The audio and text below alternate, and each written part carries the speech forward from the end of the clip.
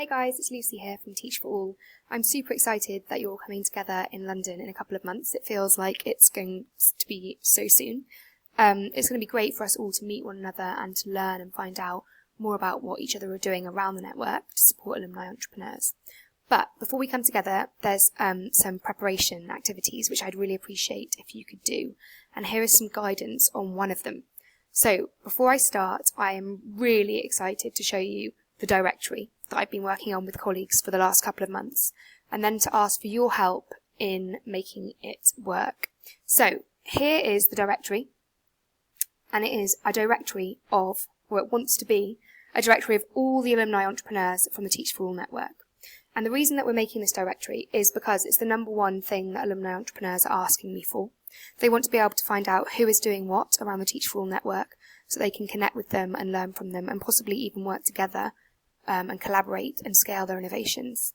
I also think it'd be really useful for us as partner and Teach for All staff to be able to know who's doing what so that we can connect them with each other, and we can also connect them to opportunities and funding that we come across.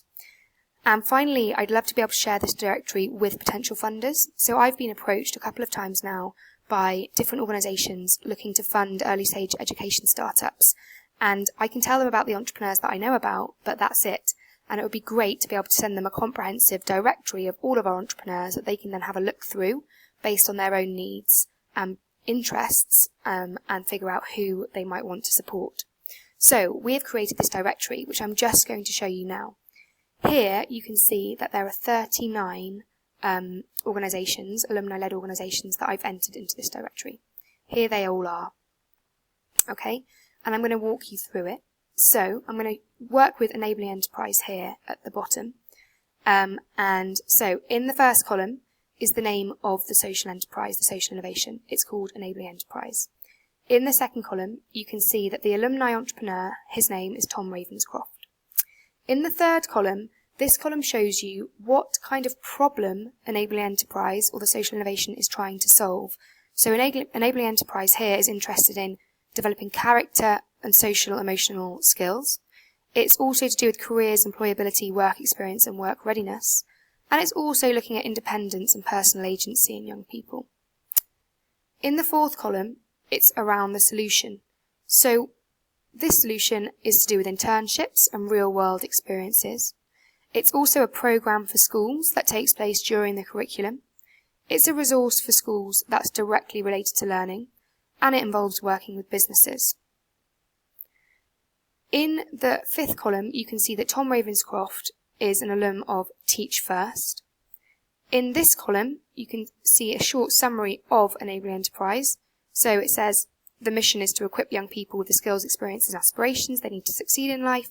To do this, they work in partnership with lots of employers, including PwC, Virgin and Morgan Motors, and they bring the world of work to the classroom through a combination of lesson projects, challenge days and trips to businesses, and they work with kids from 5 to 18 years old. Excitingly, you can then click here to find out more information about Enabling Enterprise. So it takes you to a profile. So here you can find out more information.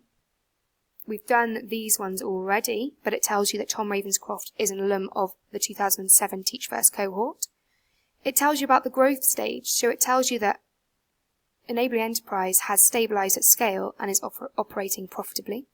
It tells you that Enabling Enterprise was legally established, so set up legally in 2010. It tells you that Enabling Enterprise is working with between 50 and 100,000 young people. It tells you that Enabling Enterprise is actually a for-profit organisation. Here's the website, which you can click on, and it will take you to the Enabling Enterprise website here. And then there are also some options underneath that we're going to ask alumni themselves to complete when we share it with them after the network learning trip in July, where they can upload their logo, and they can ask for, or they can tell other alumni expertise that Enabling Enterprise is able to share, and also expertise that they would like to receive from other alumni entrepreneurs from around the network. And those are two things, these bottom two boxes, which alumni have really asked me to include in this database. So, back to the main database where everyone is. There are some really exciting other features here, and the one I'm most excited about is the filtering feature here. So if I click Add Filters, I can then filter this database by lots of different things. So I could filter it by the problem. So I can see, let's see everyone who is working on literacy. And it will bring up all of the organisations in the database that are looking at addressing something to do with the problem of literacy. I can filter it by, let's say, if I'm a funder, I might be interested to know whether it's a for-profit or non-for-profit organisation. So if I filter it by for-profit, I can see all the organisations that are for-profit organisations. I can also filter it, let's do it one more time, maybe by, let's say, countries operating in. And you've got all of these options here, which is quite interesting. But let's say operating in Chile. And here are all the organisations that are working in Chile, which is super cool.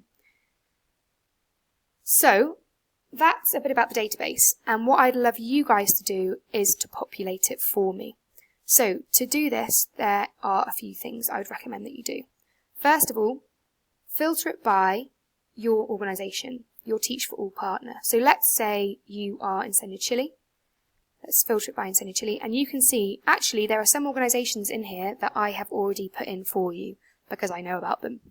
So I would suggest that you look through and see which alumni entrepreneurs are already in the database, and then check that I've got the information right. So maybe go in and have a quick look. Have I got the information right about this organisation?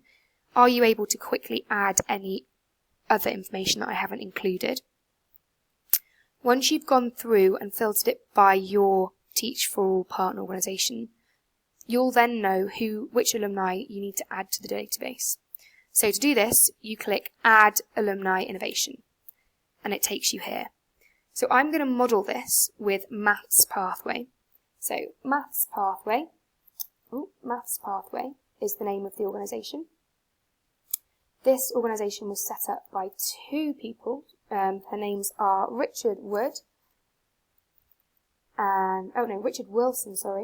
and Justin Matthews. Yeah, that's how you spell it. The problem that they are trying to solve is to do with maths. So I'm going to look through this list of themes. I'm going to select numeracy and maths. I'm also going to select STEM. And let me just check through, but I think that is it. The solution they've developed is actually a technology solution. So I'm going to find tech solution, and I'm also going to select resource for teachers and schools directly related to learning. They are alum of Teach for Australia. They did the programme in 2011. You can actually add more than one partner here and more than one cohort, in case there's a collaboration between alumni. Innovation summary. Now this doesn't have a red star by it, so it's not compulsory that you fill this in. But if you are able to, I nipped on their website and they've got they've got an overview here. So I'm just going to copy and paste this into the summary box, which explains briefly what Maths Pathway is. Then I'm going to scroll down. The growth stage that they're at, they have raised major capital, but they've also stabilised at scale. So I'm going to put them in that. I'm going to select that option. I don't know when it was incorporated, so I'm going to leave that blank. I do know that they are working with around 25,000 students, so I'm going to select that option. I don't know if they're for-profit or not-for-profit, so I'm going to leave that blank. I know that they are working in, they're working in Australia, so I'm going to put Australia there. And because I've got it up and it's easy, I know that's their website, so I'm just going to quickly copy and paste that in. And I'm going to leave these bottom 4 boxes blank. So please don't put in the email. For data protection purposes, we're working through this and we'll have a solution by the NLT when we come together in London. Don't worry about putting in the logo and don't fill in these boxes, as that's for the alumni themselves. So once you've populated that, just click submit and they will be in the database. So then you can go and have a look and find them, and we should have Maths Pathway. There we go, Maths Pathway is there. And if you want to edit it, you can click in and you can click edit here and you can update that information if you want to. So Maths Pathway are in, which is really exciting. That's one off the Australia list. So why are we doing this? Hopefully by July, if you guys can all do this, I reckon we will have around 200 to 250, maybe more, alumni social entrepreneurs in this, which will be super. And then what's the plan? The plan is that once it's populated, we're going to do 3 things. Number 1, I'm going to email every alumni entrepreneur in the directory to tell them that they're in the directory, to explain to them what the directory is, to ask them to review their profile and update and edit their profile, adding in their logo, and if they want to share any expertise or if they want any support from the network. And then I'm going to set up a regular, probably quarterly, so once every 3 months, e-newsletter, which the directory will be a consistent feature of, and it will also have a case study of a different entrepreneur each quarter, and it will also have a list of funding and other opportunities from around the world for alumni to access.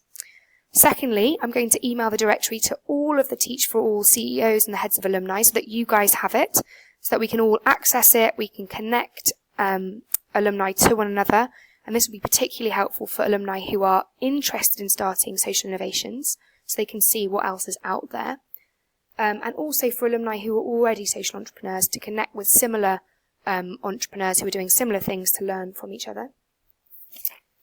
Finally, I'm going to also send it to Teach for All staff, so that Teach for All staff can connect alumni so that we can share opportunities with them. We can think about inviting them to different events and putting them in front of different funding opportunities.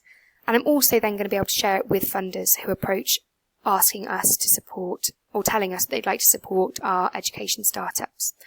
I'm going to tell you more about this at the NLT when we come together in London. And I'd also love for you to share any ideas and thoughts that you have for how we could use this database, and crucially, how we can support alumni themselves to use it.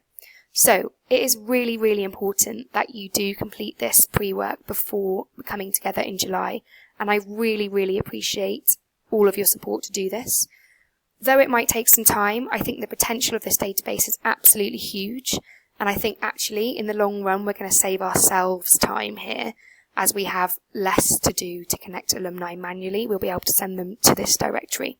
And I think this directory could have a massive impact with more alumni working together, connecting with one another and sharing information and learning across the network.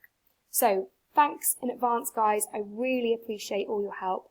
Let me know if you have any questions on the directory. And for those of you that are Spanish speakers, as part of the email you've received from Dora, there is some translation so you can see what the themes are for the problem and what the themes are for the solution are in Spanish to help you out. Cool. Well, I can't wait to see you all in July, and thank you so much, guys. Really appreciate it. See you later.